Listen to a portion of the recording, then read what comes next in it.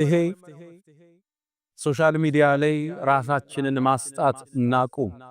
ሰርጎቻችን፣ ፕሮግራሞቻችን፣ ሁለመናችንን አደባባይ አናውጣ። እንሰትረው። ላይክ፣ ኮሜንት፣ ጭብጨባ ስታምር አቤት ሰርግ አቤት ለመባል አናውጣው። ምን ወጣበት ግዴታ ካለ ዱዓ አርገን እንውጣ፣ ቁርአን ቀርተን እንውጣ፣ ዚክሩን ብለን እንውጣ። አሊያ ተጠቂዎች ነው ማለት። ሶሻል ሚዲያውን ተመልከቱ። አብዛኛው ሰርግ መዝለቅ ያልቻለው የሶሻል ሚዲያ በሽታ ውጤት። ሰርጉ ይጨበጨብለታል፣ አይቀጥልም። ከቀጠለም ጤናማ አይደለም ጋብቻው። ኢትዮጵያ ውስጥ አሁን የፍች ሬቱ 25% ደርሷል አይደል? ከተጋባው ውስጥ ከአራቱ ሰው አንዱ ይፋታል የሚያሳየው ዳታ የ2025። ከቀጠለም ጤናማ አይደለም። አይን በልቶታል ሰርጉ፣ ትዳሩ አይን አግኝቶታል፣ ተጠቅቷል ቀድሞ። ከሶሻል ሚዲያ ራሳችን እንገድበው። ሁለተኛ ፕሮጀክታችን ሁሉ በመደበቅ ታገዙ ብለዋል ነብዩ አለይሂ ሰላቱ ወሰለም። አንዳንዱ ምንም ሳይሰራ የሚያወራው ነገር ብዙ ነው። እንዲህ ልከፍት፣ እንዲህ ልሰራ፣ እንዲህ ሊሳካልኝ፣ እዛ ስራ ልገባ ነው አለ። ትንሽ ያዘውስ ውጤትህ ይናገር። ስታስመርቅ ጥራቸው። በጣም ለቅርብ አለም ለምታምናቸው ሰው ካልሆነ ሐጃን ሁሉ አትናገር። ነብዩ አለይሂ ሰላቱ ወሰለም استعينوا في قضاء الحوائج بالكتمان። ሐጃዎቻችሁ ጥግ እስኪደርስ ደብቁት፣ ለሁሉ ሰው አታውሩ።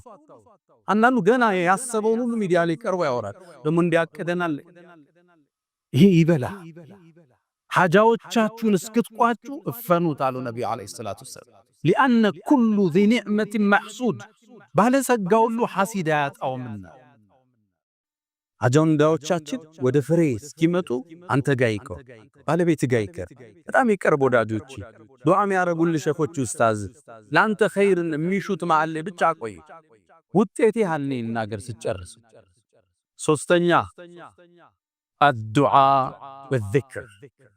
ዱዓዎችን ናብዛ። አዝካር الصباح والمساء ለሰው አይና ያገኝ ኩል ቁል ሁወላሁ አሐድን ጠዋትና ማታ ቁል አዑዙ ቢረቢል ፈለቅ ቁል አዑዙ ቢረቢን ናስ ሚቀራ ሰው አይነናስም ሲሕርም ምንም አያገኝም። መጠበቂያ ነው አላህ ያወረደው። ቁል በል አዑዙ ቢረቢል ፈለቅ ሚን ሸሪ ማ ኸለቅ፣ ከፈጠረው ሸር ሁሉ።